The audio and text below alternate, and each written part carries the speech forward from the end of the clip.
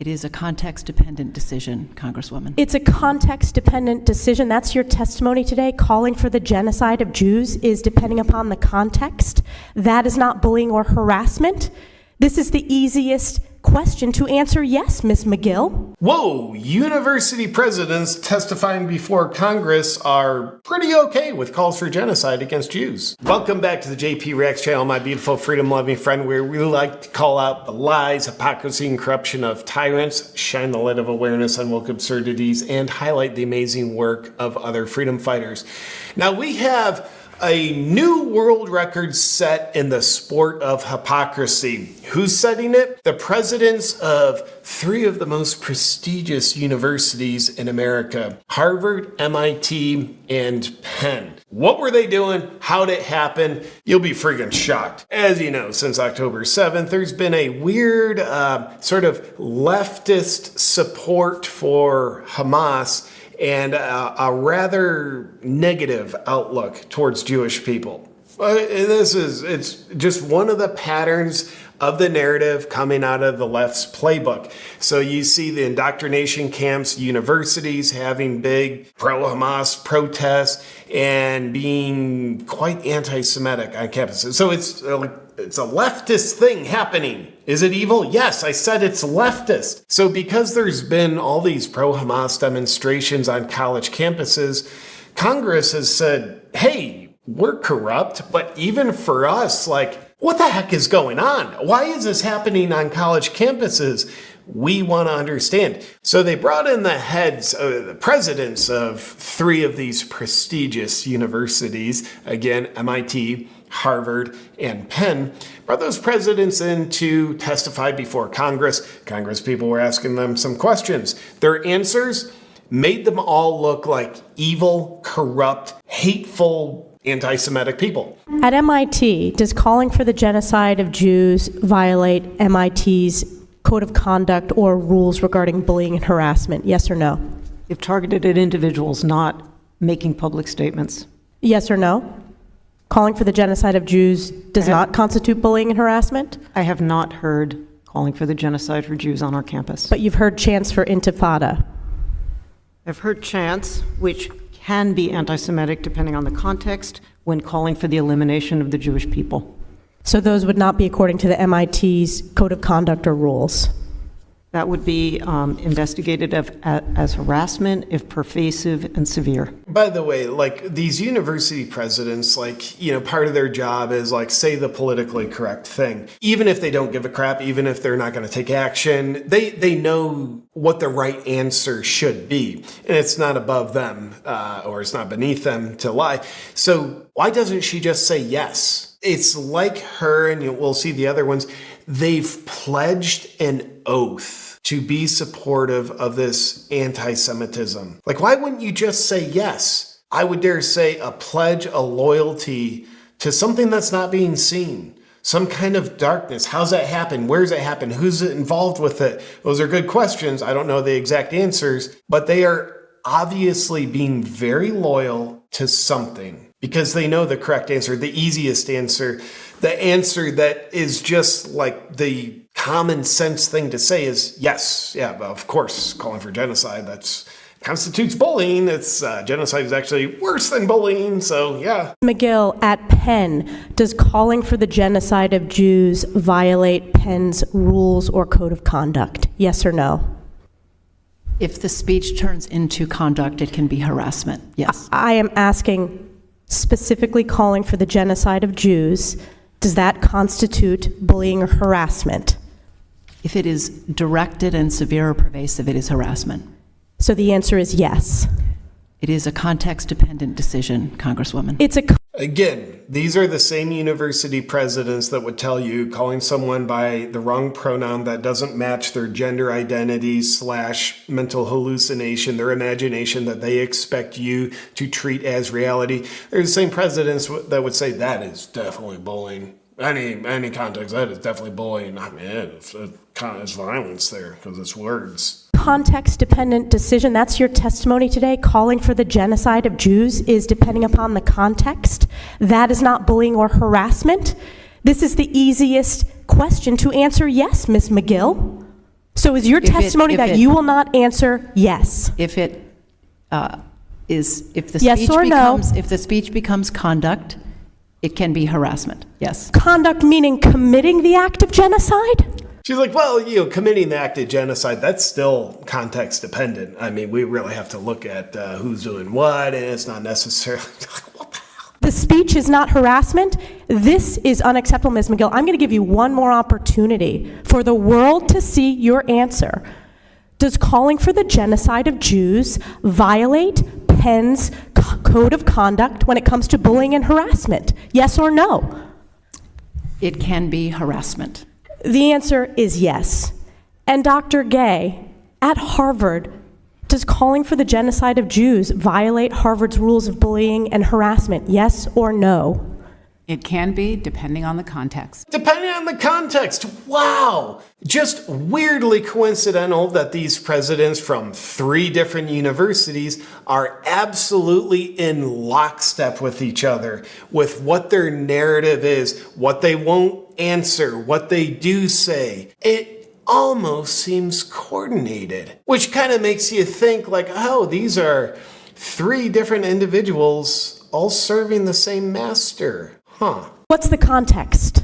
Targeted as an individual, targeted at an individual. It's targeted at Jewish students, Jewish individuals. So, yeah, it's harassment if it's targeted at an individual, but genocide, that's more of a group experience. It's not targeted at an individual because it's, attempting to kill, like, many people at once. So, it doesn't violate our code of conduct, not against an individual. Do you understand your testimony is dehumanizing them?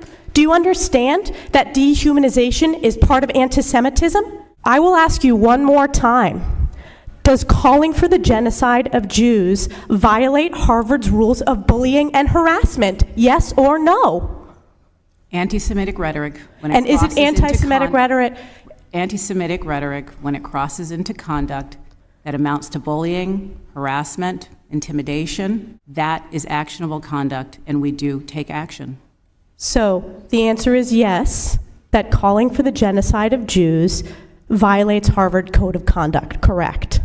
Again, it depends on the context. It does not depend on the context. The answer is yes, and this is why you should resign. These are unacceptable answers across the board. Now, people with morals and a good conscience were kind of on fire, kind of outraged. Basically, like seeing these people for who they are and the bidding of the devil that they're willing to do. People were seeing that for what it was. They were seen accurately. And apparently they didn't want to be seen accurately, because here we'll take a look at University of Penn's president, Liz McGill, ladies and gentlemen. She released a video after her congressional testimony, walking it back a little bit. Now, we can acknowledge Liz McGill testifying before Congress was very clear. She was asked the same question many different times. She reiterated her same answer. Oh, it's context dependent. Refused to say yes, refused to condemn it, refused to take a stand against calls for genocide. Like, how is that controversial? She refused it. It was clear. But she apparently received a little too much backlash. So here she is walking back her statements a little bit. And just the lack of integrity, the lack of congruence, because she couldn't be more clear. And now she's literally trying to say the exact opposite of what she said, testifying before Congress under oath. So, moral of that story is her little walkback statements. Who in the world would believe that this is actually what she said? Oh, yesterday you were just adamant about the opposite, but now like you say like, oh, you were kind of misunderstood. Yeah, go screw yourself. There was a moment during yesterday's congressional hearing on anti-Semitism when I was asked if a call for the genocide of Jewish people on our campus would violate our policies. By the way, how sincere does she seem? Very heartfelt. In that moment, I was focused on our university's longstanding policies aligned with the U.S. Constitution. Fact check. Her university policies are not in line with the U.S. Constitution.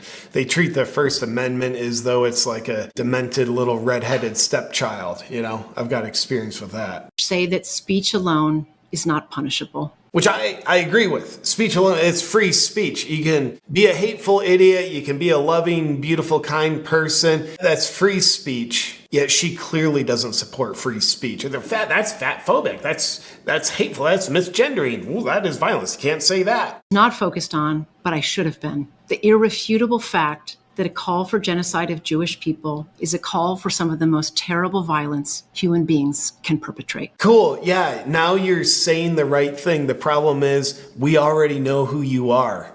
We already know what you believe. Yesterday, I should have been focusing on saying something that didn't make me look like a bad person. So I should have done better at pretending I'm a good person. So now in this video, I'm pretending I'm a good person. So here's what I have to say. Yeah, calling for the genocide is pretty bad. And here's a quick clip of Ms. Gay. It's a very inclusive name, by the way. The president of Harvard being asked a very specific question. Take a look. If you were talking to a prospective student's family, a Jewish student's family, right now, could you look them in the eye and tell them that their son or daughter would be safe and feel safe and welcome on your campus? We are absolutely committed to student safety. Yes, but I didn't ask that question about your commitment. I said, could you look them in the eye right now, the family of a prospective Jewish student, and assure them that their son or daughter would feel safe and welcome on your campus? We are taking every step to ensure their physical and their psychological safety. So yes or no to my question, though? Did you want to answer it?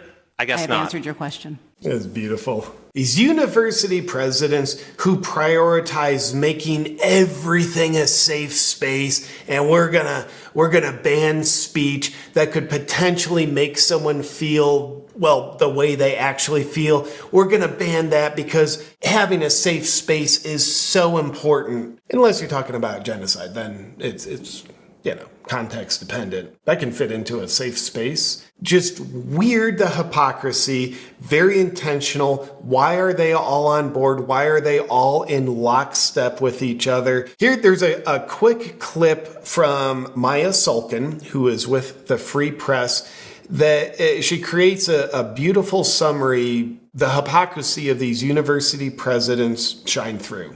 Take a look. Safety first. That's the approach taken by university administrators these days. On campuses across the country, safety first has been the rationale for silencing speech and firing professors. We gotta etch that into our brain. Safety first, the rationale for banning speech and firing professors who don't toe the line of not speaking their minds, not saying truth that is a little out of alignment with the narrative and its ideologies that it propagates. This practice has birthed a whole new moral framework, one that treats microaggressions as acts of violence. It is your job to create a place of comfort and home for the students. But when it comes to threats and calls for genocide against the Jews,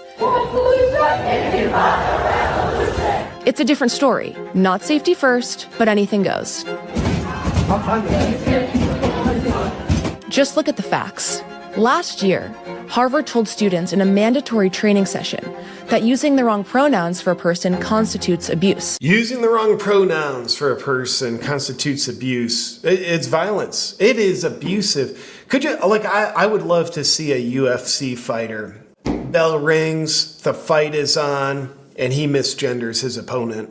I mean, could you imagine how much damage that abuse would do? They don't teach that in jiu-jitsu. You gotta go above and beyond in your training of inflicting harm to people. Sizeism and fat phobia, according to the session, are also attitudes that contribute to an environment that perpetuates violence. So these university presidents are apparently believing that calling for the genocide of Jewish people, it fits in with the theme of a safe space in their colleges. You know, it's not bullying, it's not harassment. Well, let's hear from an MIT student who is Jewish and see how safe she feels on their campus. My name is Talia Khan. I am an undergraduate alumna of MIT and a current graduate student at MIT. I am the daughter of a Jewish mother and an Afghan Muslim immigrant father. I am the proud president of the MIT Israel Alliance, and I am a Jewish student currently immersed in an extremely toxic anti-Semitic atmosphere at MIT. The MIT administration namely President Sally Kornbluth, has failed to address the crisis of rampant anti-Semitism on campus. There is a radical anti-Israel group at MIT called the CAA. In recent weeks, the CAA's anti-Semitic rhetoric has shifted the culture on campus to such an extreme of intolerance that 70% of MIT's Jewish students polled feel forced to hide their identities and perspectives. An Israeli student whose identity and personal info was sold online for a bounty has not left his dorm room in weeks out of fear due to death threats. For my part, I was forced to leave my study group for my doctoral exams halfway through the semester because my group members told me that the people at the Nova Music Festival deserved to die because they were partying on stolen land. Why are the university presidents actively protecting this hate speech while they condemn all other hate speech? They make up accusations of hate speech to ban speech. Why are they protecting this one so adamantly? I don't know, but they are. Now, Libs of TikTok posted this. Columbia announced a teach-in to discuss Hamas counteroffensive on October 7th. Columbia assured us that the event was canceled. It wasn't. Here's the footage from it today. They praise Hamas terrorists, calling them liberation fighters, and compliment the October 7th attacks as creative and determined. This is absolutely vile. Columbia said, that's not going to happen. And they allowed it to happen. Interesting. Take a look. On October 7th, the Palestinian liberation fighters demonstrated their refusal to be dominated. They showed the world that the Palestinian people will fight for freedom instead of quietly adapting to subjugation. They showed us that through creativity, determination, and combined strength, the masses can accomplish great feats. A fact we have seen in every heroic struggle for liberation, from Vietnam to Afghanistan. The aforementioned genocidal policy of Israel is, in fact, a sign of their weakness. And lastly, the Babylon Bee calls it out accurately with their headline, "Not all calls for genocide are bad," say Ivy League presidents sporting cool new mustaches. And that's exactly how they came across. The only question is, why is this happening? Why are universities, why are all things that propagate leftism, why are they so in lockstep with protecting anti-Semitic speech and actions while they try to shut down so many other actions, so much other speech? I don't know the full answer to that, but I do know there's evil involved, there's deception, there's lies. Evil is always evidenced by how much hypocrisy is around. We've just seen world records set in hypocrisy. And of course, part of the old communist playbook to implement communism in a place, which is the same thing as leftism, is you got to divide people. They are protecting a very divisive force happening right now. They're not trying to shut it down. They are protecting it so it can proliferate. Is it part of their overarching plan to get more communism in our country? Well, that couldn't be. I mean, communism wouldn't start at universities. Those are good indoctrination camps. Kind of makes me sick. Thank you for watching this, my beautiful freedom-loving friend. I'll look forward to seeing you on our next video. But before that, here's a special message. Feeling overwhelmed this holiday season? I get it.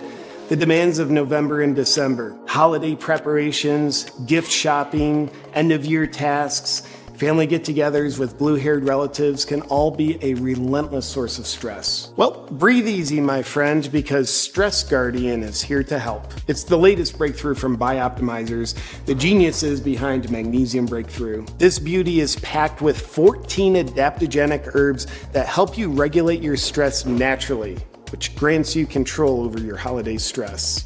With daily use, Stress Guardian becomes your personal shield against holiday tension, helping you enhance both your physical and mental well-being. There's no debate about it. Stress can be the biggest dagger in the heart of your health, well-being, and the quality of your life. But you can take back control, and instead of just trying to survive life in the holiday season, Stress Guardian helps you thrive. To take back control and get a head start on your holiday stress, visit stressguardian.com/JPReacts, and please use the promo code JPReacts10 to get 10% off your first order. And get this, Bioptimizers offers you a risk-free 365-day money-back guarantee. Nobody else does that, but Bioptimizers is so confident in their products that they're the ones that do. Discover the secret to peace on earth this holiday season with Stress Guardian.